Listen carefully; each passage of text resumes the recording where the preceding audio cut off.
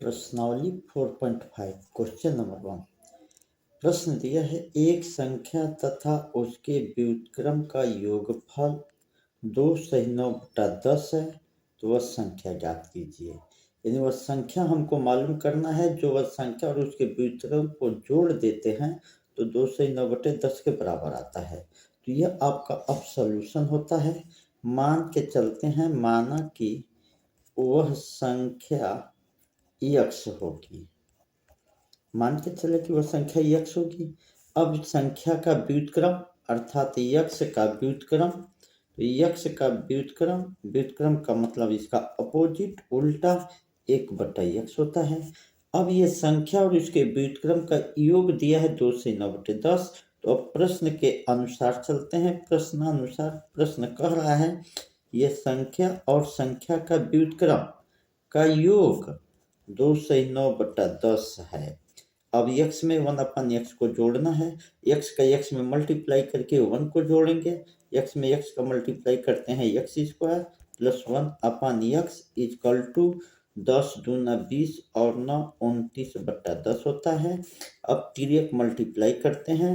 10 में x² का गुणा करेंगे 10x², 10 में 1 का करेंगे 10 इक्वल टू 29 का x में करेंगे 29x।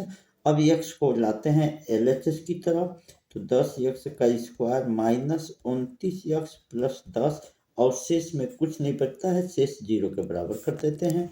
अब ये द्विघात समीकरण में चेंज हो जाता है। 10 में 10 का मल्टीप्लाई करते हैं, 10 में 100 को ऐसे दो भागों में तोड़ते हैं, गुणा करे 100 है, जोड़े घटाए तो -29 आना चाहिए।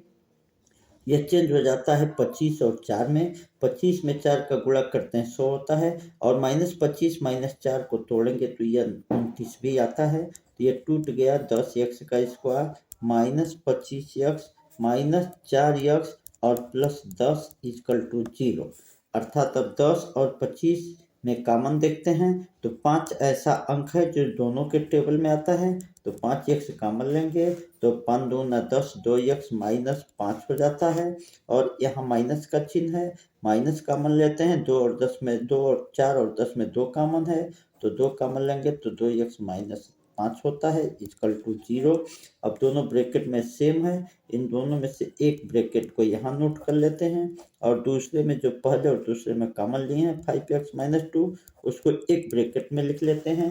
दोनों का मान 0 के बराबर आता है। अब दोनों को बारी बारी से 0 के बराबर करते हैं, तो 2x - 5 इक्वल टू 0, तो 2x इक्वल टू 5, तो x इक्वल टू 5/2 होता है। और पुनः 5x - 2 इक्वल टू 0, तो 5x इक्वल टू 2, तो x इक्वल टू 2/5, अर्थात वो संख्या 5/2 या 2/5 हो सकता है, जो दोनों सही है।